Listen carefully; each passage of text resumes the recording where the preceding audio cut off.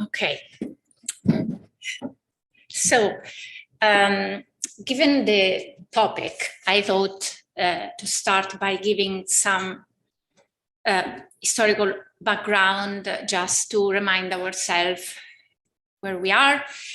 In the period that spans the final decades of the 19th century up to the conflagration of the First World War, this period seemed to hold the promise of a bright future for Italian women. Women were granted increasing access to education and work, including a wide variety of professions. They were journalists, medical doctors, scientists, critics, musicians, and they took an active part in the political discourse and the public life of the country. Female associations multiplied during this period. They provided what was defined as the continuing education of women through a wide array of female periodicals, which offered a political arena to female and to feminist thinking. The female movement in this period are one of the most significant features of the European political landscape. But notwithstanding this, increasingly positive situation for women, their status was still quite precarious. The situation was quite grim. First of all, Italian women had no stable citizenship. So the Italian woman who marries a foreigner loses her citizenship and dare not transfer it to the children. Italian women did not hold any type of political rights. In this respect, in Great Britain, the situation was definitely better. By 1907, women could vote in local elections. After the war, they had the right to vote for national levels. Italian women had to wait 1948, so a long, long time. Italian women did not hold any type of right to administer or dispose of their own assets. They needed the express approval of their husbands to bequeath or administer their private fortune, including the salary they earned from their own work. Social rights, of course, they were paid less, denied access to more remunerative jobs, most social benefits, and with the excuse of granting and protecting the integrity of the family, any kind of search for natural paternity was unlawful, and so the sexual double standard was absolutely in force. In this picture, we see the emergence of the Donna Nova, the Italian version of the new Anglo-American New Woman. Italian new women were upper class, of patrician stock or bourgeois. They were mothers, workers, they were emancipated and suffragists. But the equation woman-motherhood was still completely in force, although Italian feminists exploited motherhood to assert feminine values and also the need of bringing these values into society through the access of women into the public sphere. In this context, there are women, admittedly a minority of the movement, who refuse to prioritize maternity over individual happiness. These were exceptional women who not only decided to live for themselves, but also proposed their lives as exemplary. I mention a few here. Maria Montessori, you may have heard of the Montessori schools spread throughout the world. She was a medical doctor and the theorist of the pedagogical method. Sibilla Leramo, prolific Italian writer, very talented. She wrote Una Donna, a Woman, a bestseller, translated in 1907 in all the major European languages. I heard nothing of this woman during my school years, because of course in Italy we only have great male writers. Eleonora Duse, great 19th century actress, rival of the French Sarah Bernhardt, great friend of the English Ellen Terry, and the Verismo Sopranos, Eugenia Burzio and Emma Carelli, who became internationally renowned for their interpretations of the new roles in the realistic operas, of which by the turn of the century crowded Italian and international stages. Now, through their personal journeys, these women all do in different ways the same cultural work.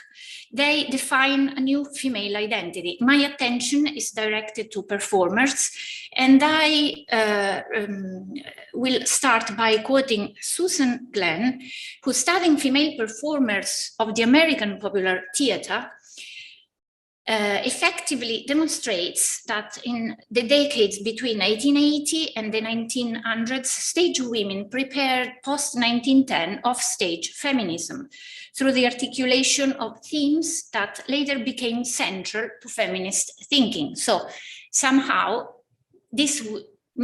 her women, like my women, as I call them, predefined ideas about femininity that then became mainstream in feminist movements.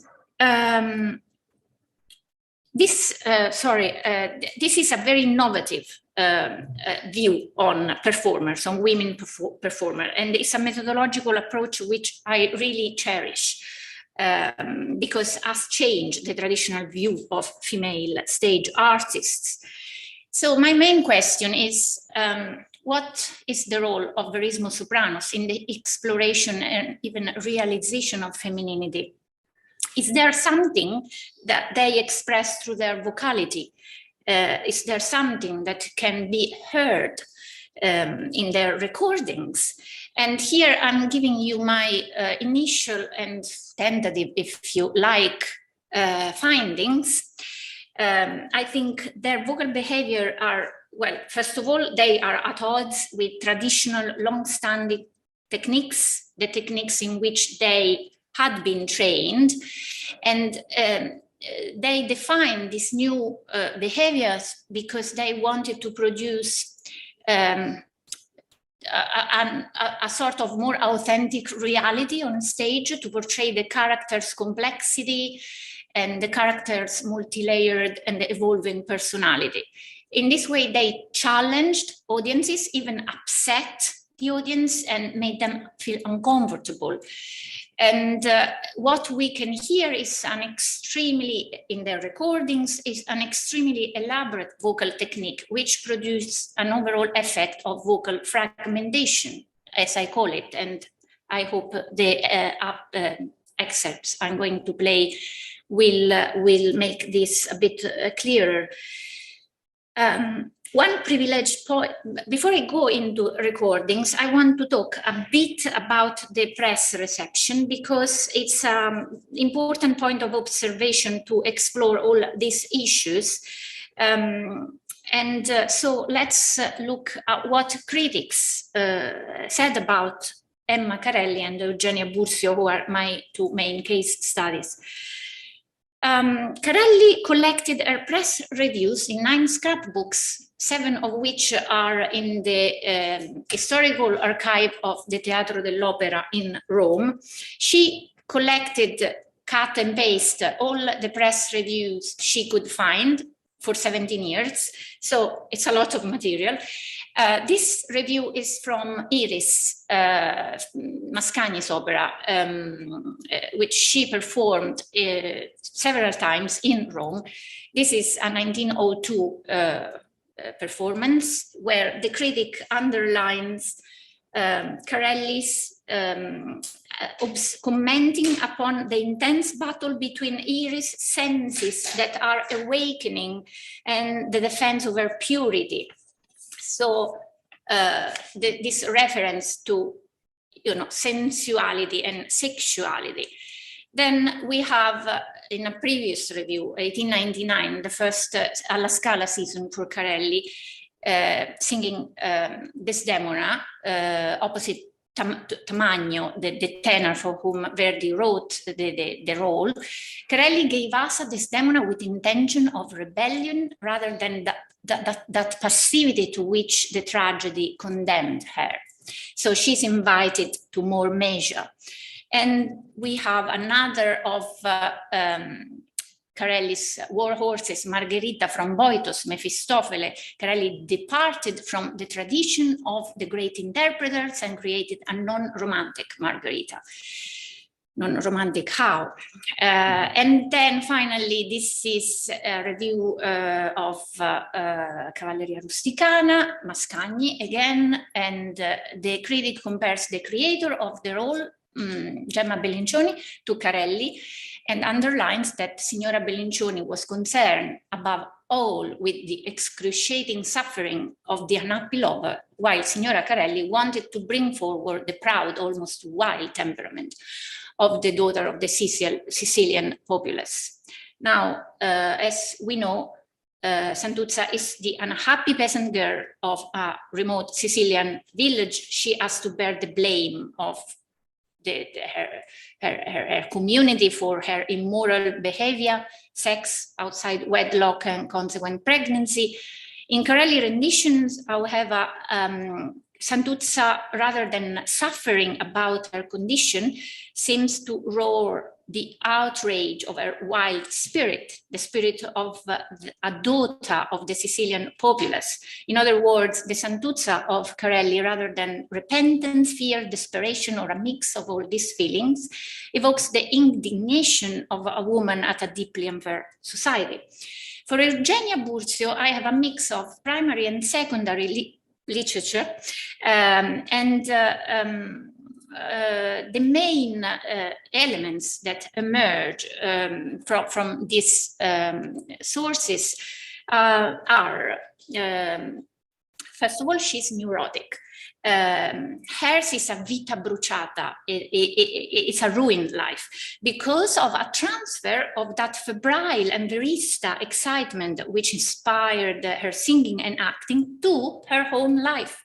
And notice we are in 1982, and this sort of I don't know, poetics of hysteria is again emphasized by Celletti, eminent Italian critic and, well, in his own way, scholar of vocality.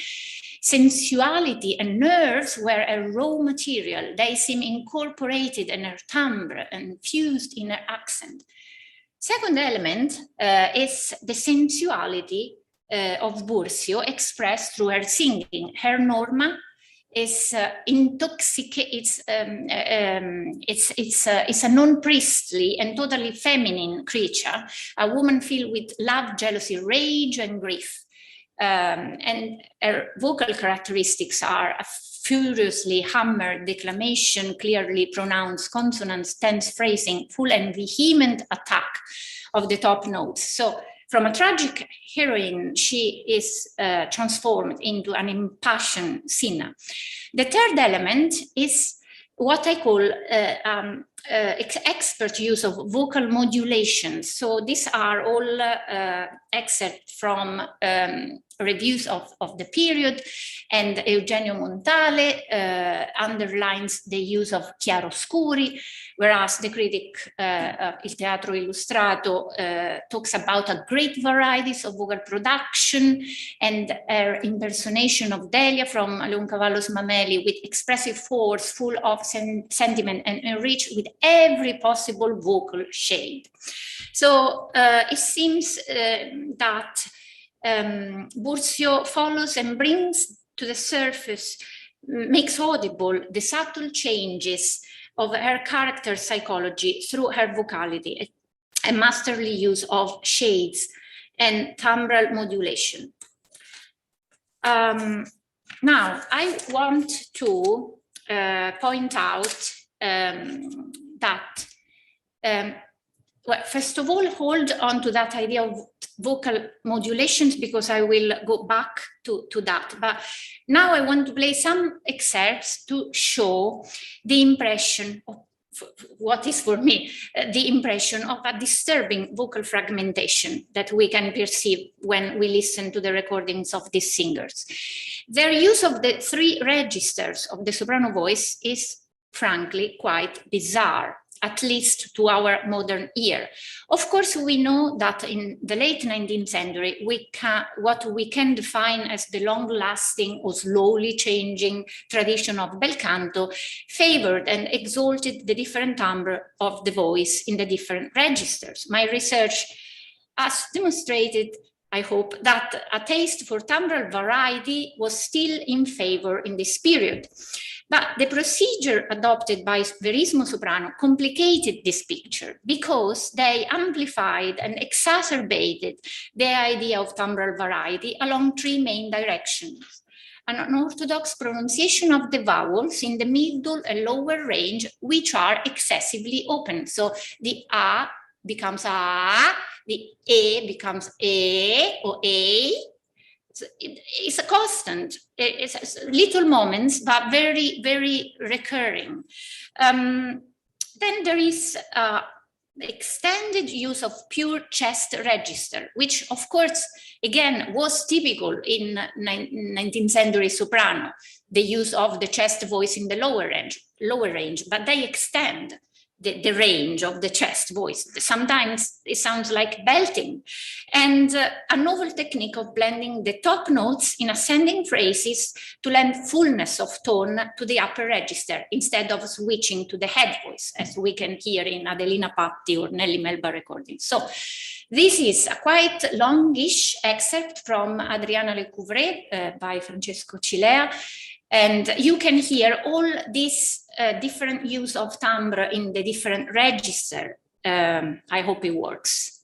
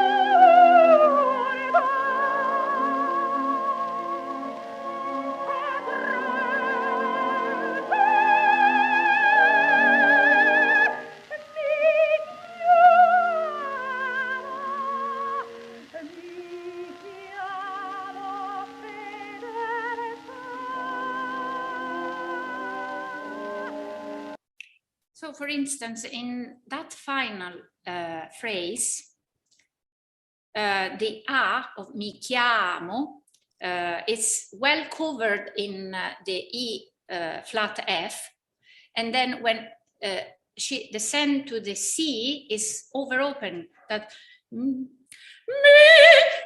chiamo. She does that, and why? It's so weird. And also mi chiamo fedeltà is the way she ends the musical phrase. Now, how am I doing with time? That's fine. We've about 20 minutes. So. Okay. Well, I wonder if I should play the next excerpt or not. I think so. Yeah. So we have the next one is Carelli. And is from it's from Cavalleria Rusticana, Santuzza aria, voi lo sapete. And here I'm interested in, well, again, we can hear similar things. We can hear the strange phonetics of the alteration phonetical of the vowels, and very extended use of chest. It's a bit shorter. I will play.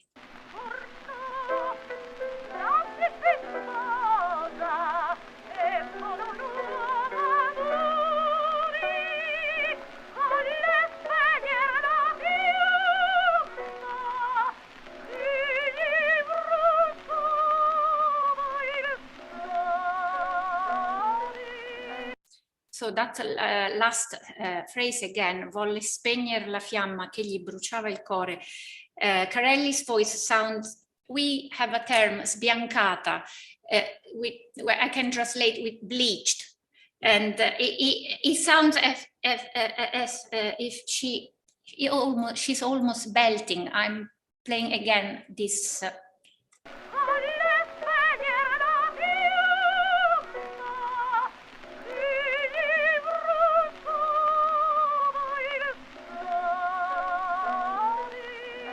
And also that final F, lower F on core is completely, not only she goes in pure chest, but also the O is deformed. Somehow she sings ko, it should be ko, she sings ko, and she starts playing with the phonetics as she goes. So I wonder, my question was why? Why do these singers adopt such awkward vocal procedures? Both historians of vocality and critics have barely tackled this theme, and the few who devoted some time to the issue have come up with uncertain answers. The most common explanations refer to the tense phrasing of verismo singing and the new types of characters that pushed sopranos to this electrifying neurotic, full-bodied, weighted tone.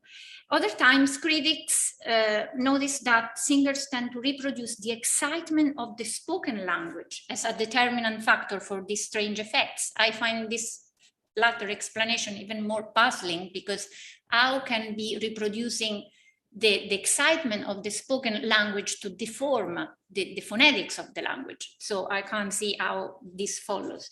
So I took another route. We get better chances at understanding the reasons behind these changes in soprano singing if we adopt an interdisciplinary perspective, which looks at the overall culture of theater in this period. By chance, I ran into spoken theater reviews. The lexicon used in these reviews is strikingly musical. So I started to look into theatrical declamation. Theater historians tell us that at the turn of the century, actors and actresses have perfected the technique of vocal modulation.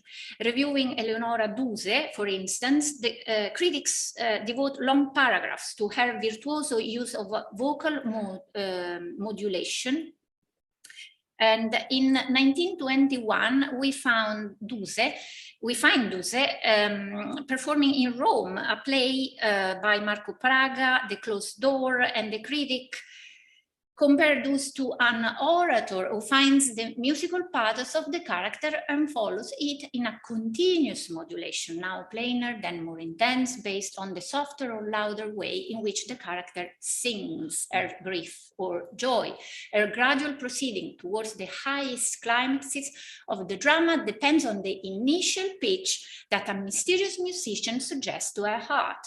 So tuned up, she enters the drama with this hidden rhythm that sings from inside herself, making her vibrate and informing her every gesture and coloring her every word. What a poet, you will think, is using a very metaphorical language. No, in fact, is using a highly technical language, because it's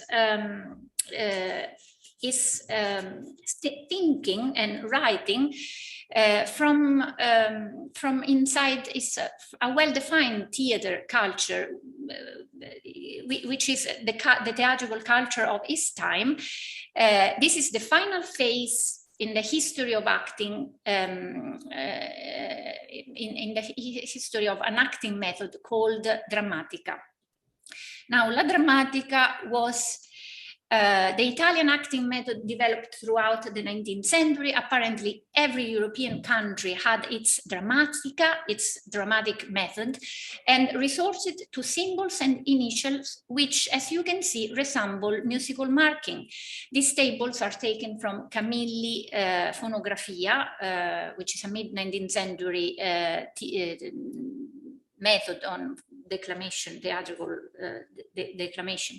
Among the various initials and symbol, you can see the voce apposita on the second table, number 5, which means the suitable voice, relies on 4 main qualities of the voice: golden, silver, veiled and bronze, each one corresponding to a determinated set of affects. And the colore vocale in the first table, number 14, which is the vocal modulation. Full control over vocal modulations, which represented the peak of the method in its final phase, relied on the ability of playing with the main qualities of the voice and a wide range of pitches and dynamics. And theater historian Anna Sika has showed those annotated plays reveal those mastery to alternate the main gradation of the voice in fast sequence within the same phrase. So all this A, that I apologize for the bad quality of the reproduction, are all suitable voices that she changes within the same phrase after a few words. So it's a very fast change of main tone, which of course, if you are not extremely practiced and very skilled, sounds super fake. And not natural at all. This is Duse putting the voce apposite. And after basically having changed the main quality, Duse could start modulating the voice by varying pitch and drama, rhythm. So the initial pitch on which Duse tunes her voice and enters the drama is the voce apposita. So the critic was referring to this. And the voce apposita, the suitable voice, is of course calibrated on the feelings, the sentiment that has to be expressed in a specific point of the drama as the character pronounces its part. This is what Duse does. And then there are instructions about how to vary pitch and duration of the words, and in Costa theater, Costa Treatise, which is in the Duse collection, which for a very complicated story, I have no time to tell you, it's in Cambridge, the Duse book collection. We can find all these manuals, and as in the use of the spoken language is basically graduated through the use of musical tools, as you can see, using this verbal language, using sound and number can raise and lower the pitch. And in the tables I showed before from Camilli method, we can see that there is all these references to pitch and gradation and the way of varying the pitch of the notes. So it's a way of considering the spoken language in a very similar way to singing. Or at least this is what I'm finding. It's initial stages, but yeah, it attests to the existence of a shared vocal culture or this writing.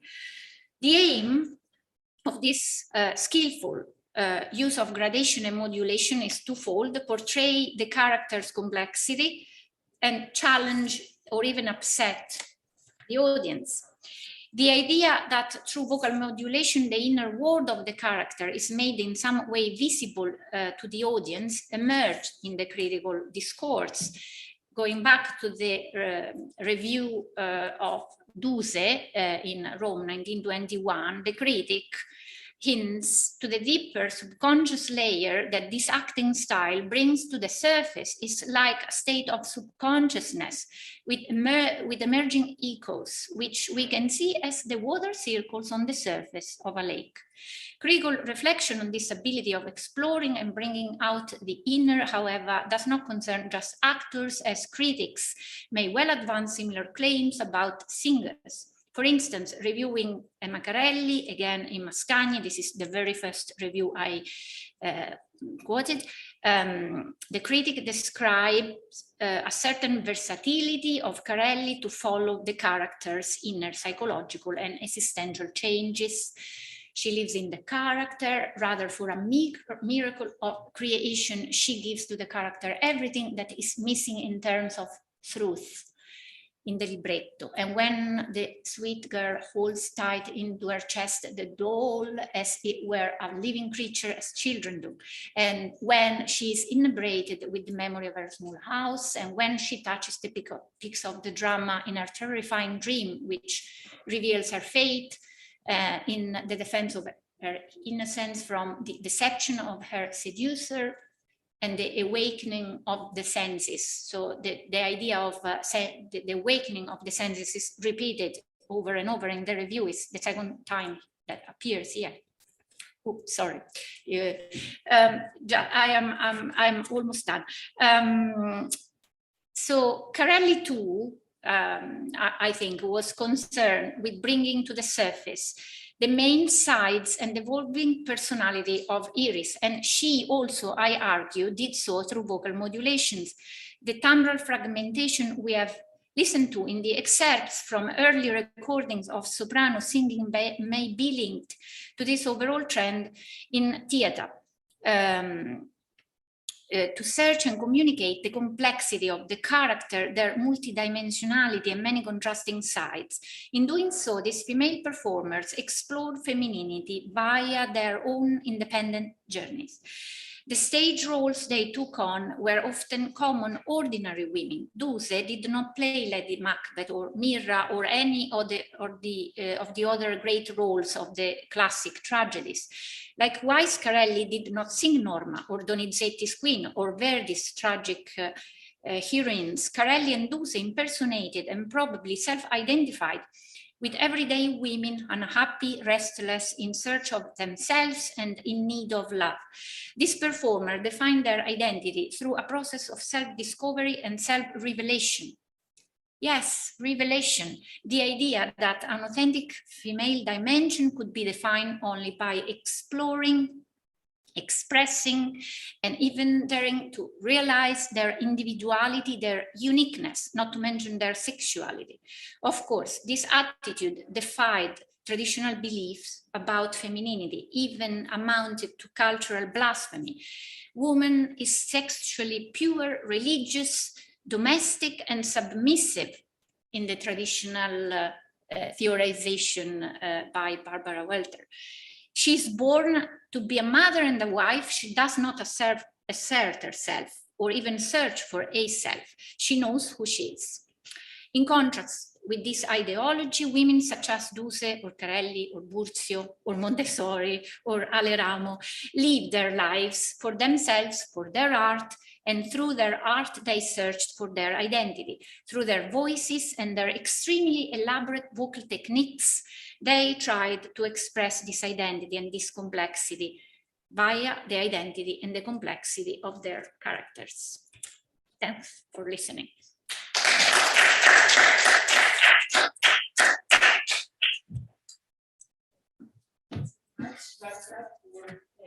A great paper and great musical examples as well. So we now have time for questions, which can be, of course, asked from the room and also from YouTube. Now, I think there's like a delay of about 20 seconds between us and what the people on YouTube see. So I understand those questions might take a while, to eventually come up. But we do have now 19 people watching us on YouTube, so hopefully some of them will want to ask questions. But I would like to ask, first of all, to what extent, because obviously you've explained very well how there are several cultural factors that interact and result in this change of vocal paradigm. But I was wondering to what extent you regard recordings as simply documenting what was there, or to what extent did recordings themselves influence? Well, I look at recordings in this space, which is very initial of this research, as documenting.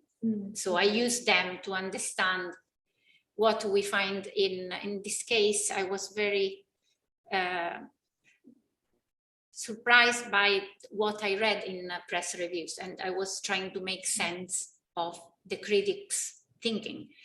And so this for me means going back to generally vocal methods, so technique, and then recordings, and compare the two sources. And yes, I haven't been thinking how, I'm not there at that stage where I can think, okay, now what is the role played by recordings in developing this behavior.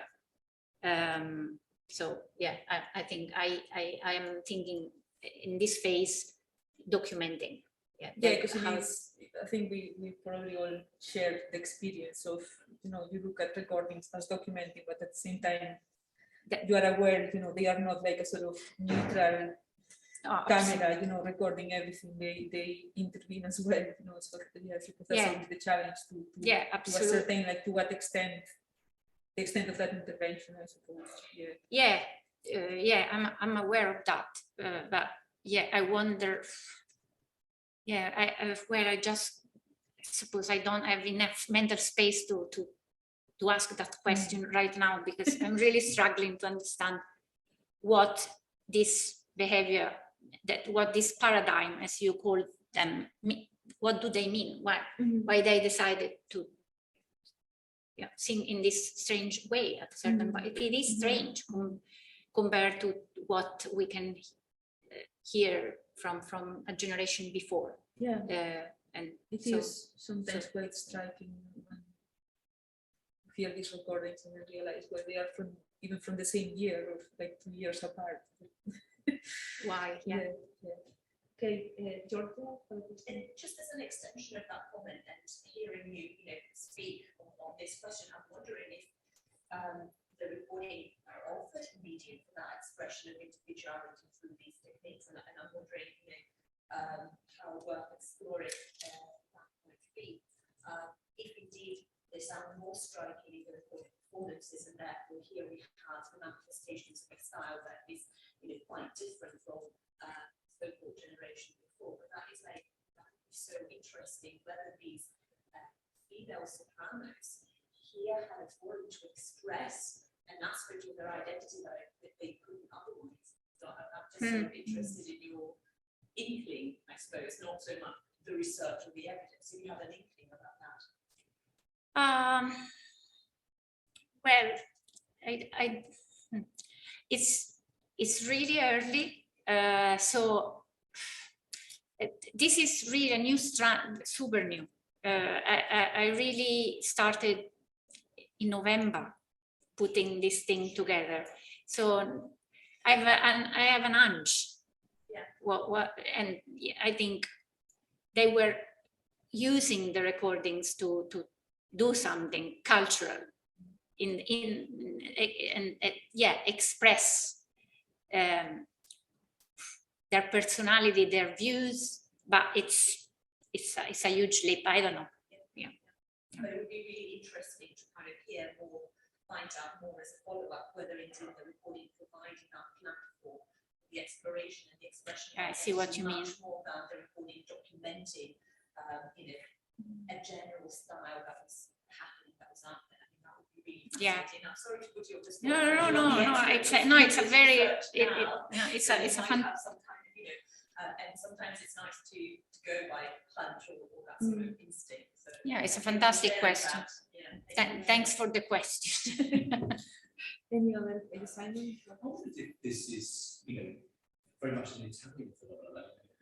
Now it's done nicely to Sopranos, but actually some of the excerpts you played, the comments you made, and some contemporary reviews reminded me of other singers, Maria Galvani, for one, and I think about hammered declamation, and she, Maria Galvani, a very different tradition, was very much about she, night art, famous for very hammered, very pecky, actually, declamation. She uses disturbing registry changes, and also almost quite vulgar phonetic distortions.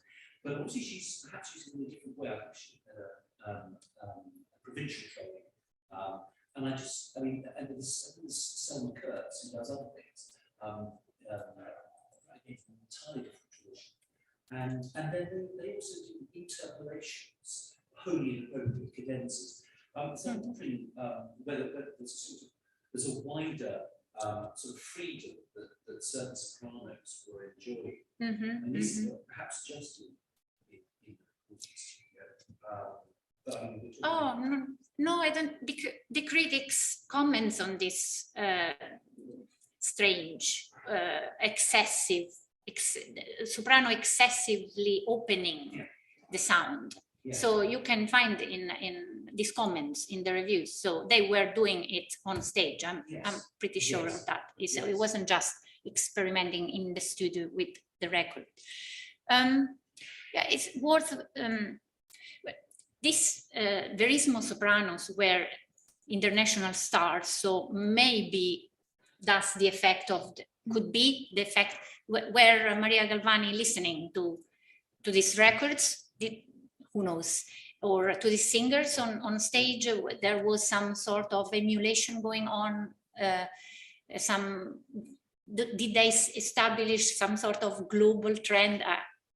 I don't know. Perhaps we know that Caruso definitely elicited that process of his records have done that process of cultural homogenizing the vocal style of tenor singing. So maybe something happened for the soprano voice as well. Yeah, I'm sort of Just one little extra. But it's fascinating. I mean, I'm going to go back to Maria Galvani again, someone who would regularly interpolate materials into Roman arias and long passages. Is this something that your emboldened Verismo singers did? Were they very close to the text? Yes, also because you don't have you don't have the cadenza in this music and this declamation, the declamatory singing. What they would do is a lot of crying and sighing and shouting. That's very Verismo thing to do, and become a bit, make sensation, but not adding music or insert new written cadenzas or things like that, because it's just the musical material that doesn't provide that opportunity. Thanks. We have a question in on YouTube from Dan Wilkinson, and Dan is asking, were the composers and librettists aiming to create new women, or was it only the singers who were making that leap from realism to promoting emancipation? Well, the composer, thanks Dan for the question. I think the composer were part of this. Of course, the women of Puccini are very different from the women of melodrama, of romantic melodrama. Is not the Virgin anymore, is it? We don't have, the Leonora or the woman that goes into troubles because she wants to keep herself for her true love till the end. So yeah, the composer were playing with this sheer sensuality, and they provided the raw material for all the experimentations of singer, because I always look at the phenomenon from the point of view of the performer. So yeah, for me, or at least it's an interaction. So they were in this together, definitely. I don't know if I responded to the question. Yeah, I mean, I just had a very brief comment about the idea of the new woman. Like one of the first things they thought about was the idea of the woman in fascism, but I understand it has nothing to do with it, So in fascism, there's this idea of the new man, like fascism is going to result in a new man or a new individual, but I presume the idea of the new woman has nothing to do with eventually fascism. Oh well,